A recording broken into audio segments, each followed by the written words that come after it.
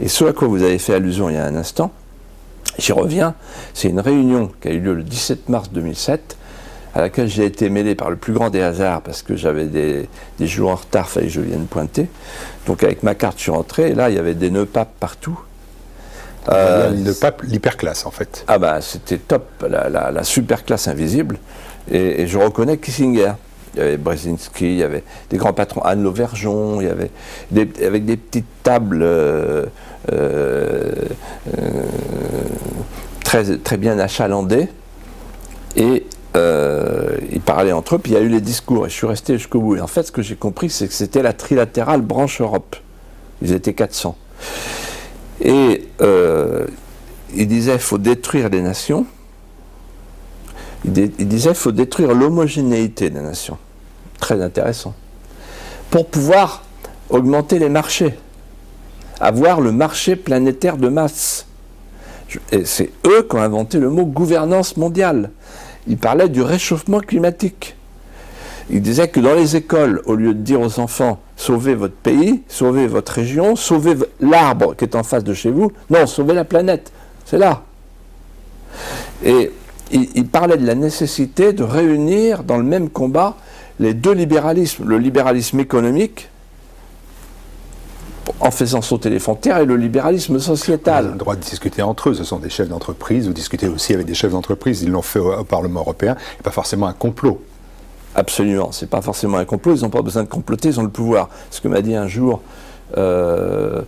François Fillon, je lui ai dit, mais pourquoi tu vas au groupe Bilderberg? Parce qu'il est rentré, il a été agréé par le groupe Bilderberg, de même que son ami Alain Juppé l'année d'après.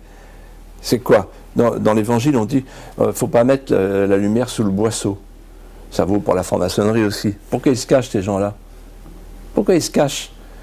Il vous a répondu quoi? Et il m'a répondu, incroyable la réponse, il m'a dit, que veux-tu, c'est eux qui nous gouvernent. Voilà. Donc en fait, le groupe Bilderberg, la trilatérale, ça existe. Alors, la différence entre moi et beaucoup d'autres, c'est beaucoup de gens disent, ah, c'est le complot, la conspiration mondiale. Non, mais non, ils ont le pouvoir. Ils ont le pouvoir. Et là, ils parlaient de quoi? C'est pas une conversation, là. Ils disaient, voilà les objectifs. Et parmi les objectifs, ce jour-là, en 2007, il y avait le fameux traité transatlantique. Et ce traité transatlantique qui se prépare, c'est un traité qui va installer un tribunal arbitral privé permettant aux entreprises multinationales, nationales, de traîner les États, de faire condamner les puissances publiques. C'est un traité dans lequel, par exemple, les appellations contrôlées, les appellations protégées disparaîtront. Et on nous imposera le poulet, le javel, etc. Donc en fait, c'est un traité qui va faire découvrir ce qu'est le fameux rêve européen. Le rêve européen n'était pas de construire une nation nouvelle à la place des nations défuntes à Maastricht. Le rêve européen, c'était de livrer un espace sans nation, sans gouvernement, sans démocratie, sans limite territoriale, de le livrer au marché planétaire de masse sous clé américaine. Et quand on disait ça, nous les conscrits de Maastricht, des gens comme Séguin, Pasqua, Chevènement et Le Pen, on nous disait vous êtes des menteurs, vous exagérez.